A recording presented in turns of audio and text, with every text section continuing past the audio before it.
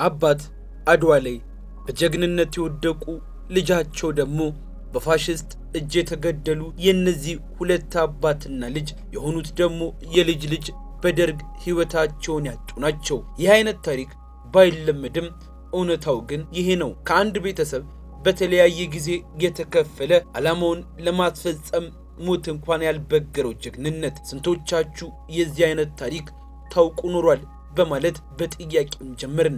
ለቻናላችን አዲስ ከሆናችሁ ሰብስክራይብ በማድረግ እንድትጀምሩ እያልን ወደ ታሪኩ ማለፍን። በ1886 ዓመተ ምህረት መስቃን በአሁኑ አከላለል ጉራጌ ዞን ውስጥ የተወለዱት ራስ ደስታ ዳምጠው የአድዋ ጀግና የፊት አውራሪ ዳምጠው ከተማ ሁለተኛ ልጅ ናቸው። ታላቅ ወንድማቸው ደጃች አበበ ዳምጠው ሲሆኑ ባለቤታቸው ደግሞ የቀድሞ የቀዳማዊ ኃይለ ሥላሴ ልጅ ልዕልት ተናኘ ወርቅ ኃይለ ሥላሴም ነበሩ።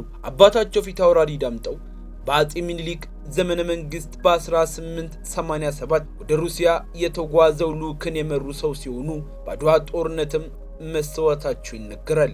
ራስ ደስታ ዳምጠው ያደጉት በቤተ መንግስት ከመሆኑም በተጨማሪ የቀዳማዊ ኃይለ ሥላሴ ልጅ ከልዕልት ተናኘ ወርቅ አማሃ ደስታን፣ አይዳ ደስታ፣ እስክንድር ደስታ፣ ሰብለ ደስታ፣ ሶፊያ ደስታና ሂሩት ደስታ የተባሉ ልጆችን መውለዳቸውም ይነገራል። ደጃዝማች ባልቻ የቀዳማዊ ኃይለ ሥላሴ ስልጣንን አልቀበልም ብለው ለእስር ሲዳረጉ ራስ ደስታ የሲዳማ ገዢ ሆነው ተሹመውም ነበር። ቀድሞ በደጃዝማችነት ማዕረግ የከፋ ሹምም ነበሩ።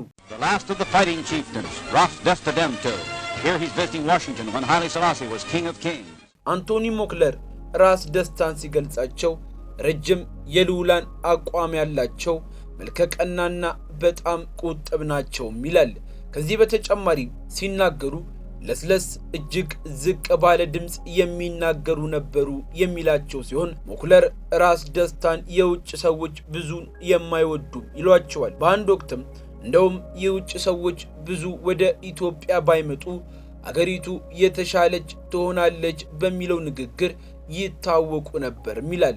ራስ ደስታ ዳምጠው አሜሪካንን የመጎብኘት አጋጣሚ የነበራቸው ሲሆን በወቅቱም ኒውዮርክ ሲደርሱ አሜሪካኖች በከፍተኛ ክብር ነበርም የተቀበሏቸው። የወቅቱ የአሜሪካው ፕሬዝዳንት ሩዝቬልትም የምሳ ግብዣ አድርገውላቸው የነበረም ሲሆን ራስ ደስታ በጉብኝታቸው ወቅት ባዩት ዘመናዊነትና ስልጣኔ እጅግ በመማረካቸው ይህንን ስልጣኔና ዘመናዊነት ወደ ሀገራቸው ለማምጣት በእጅጉ ይተጉ እንደነበርም ይነገርላቸዋል።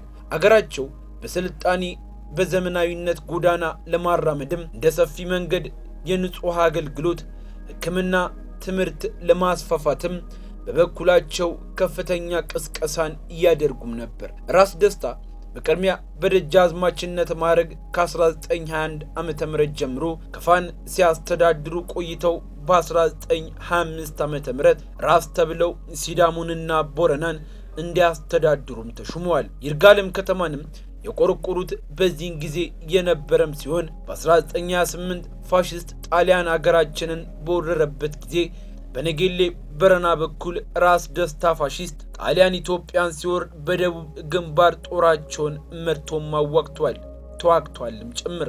ጥር ወር 1928 ገናሌ ዶሪያ ላይ ግራዚያንን ገጥመው በጦራቸው በመሸነፉ ወደ ይርጋለም ማፈግፈጋቸው አይቀሬ ሲሆን ወደ ኋላ የተመለሱ ሲሆን በገናሌ ዶሪያ በተደረገው ውጊያ የራስ ዳምጠው ወታደሮች ታሪክ የማይረሳው መስዋዕትነትን ከፍለው ራስ ደስታም በፋሽስቶች እስኪወርቁ ድረስ የሀገራቸውን ክብር ለማስጠበቅ እላስጨራሽ ትንቅንቅንም አድርጓል። በጀነራል ግራዚያኒ የተመራ የመጣው የጠላት ጦርን ለመመከት እጅግ ብዙ የጣሩ ነፍሳቸውንም ለመስጠት ያልሳሱ ጀግና ከመሆናቸውም ባለፈ ሁሌም የሚታወሱ ጀግና የጦር መሪና ተዋጊ እንደሆኑም ይነገርላቸዋል። ከዚያም ከደጃዝማች ገብረ ማርያምና ከደጃዝማች በየነ መድር ጋር በመሆን ከጠላት ጋር ከፍተኛ ውጊያን ሲያደርጉ ቆይተው በመጨረሻም ጦርነቱ እጅግ እየጠነከረ በመምጣቱ ይርጋለምን ትተው መውጣት ግድም ሆነባቸው። በጦርነቱም ራስ ደስታ ክፉኛ ቢቆስሉም አምልጠው ወደ ቡታጅራ ሄዱ። ነገር ግን በባንዶች መሪነት እግር ለእግር እየተከታተሏቸው ስለነበር በመጨረሻም ጀግናው ራስ ደስታ በጠላት እጅ ወደቁ። ለአንድ ዓመት ያህል ያለመታከት በጀግንነት ከጠላት ጋር የተዋጉት ጀግናው ራስ ደስታ ዳምጠው ልክ በዛሬዋ ቀን በ1929 ዓ.ም በጠላት እጅ በመሳሪያ ተደብድበው ተገደሉ። ከድል በኋላም አስክሬናቸው ከተቀበረበት ፈልሶ በከፍተኛ ክብር በቅድስት ሥላሴ ካቴድራል እንዲያርፍም ተደረገ።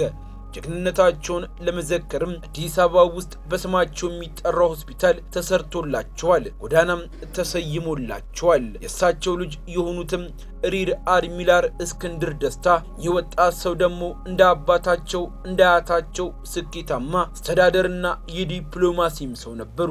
የኢትዮጵያ ባህር ኃይል ምክትል አዛዥ በመሆን ሲሰሩ የነበሩት ሪር አድሚራል እስክንድር እናታቸው የቀዳሚ ኃይለ ሥላሴ ልጅ የሆነችው ልዕልት ተናኘ ወርቅ ልጅ በመሆናቸው ብቻ ዳር 14 1967 ዓ.ም ከ60ዎቹ ከፍተኛ ባለስልጣናት ጋር በደርግ መንግስት በግፍ በጥይት ተደብድበው ተገለዋል። እንግዲህ እነዚህ የሶስት ትውልድ ቤተሰብ ለእናት ሀገራቸው በሙያቸው ሲያገለግሉ የነበሩ ፊታውራሪም ናቸው። ፊታውራሪ ዳምጠው ከተማና ልጃቸው ራስ ደስታ ዳምጠው በጠላት እጅ የተገደሉም ሲሆን የልጃቸው እስክንድር ደስታ ያለምንም ጥፋታቸው የንጉሥ ቤተሰብ ናቸው ተብለው በሀገራቸው ሰዎች እንደተገደሉም ታሪክ ያነሳላቸዋል።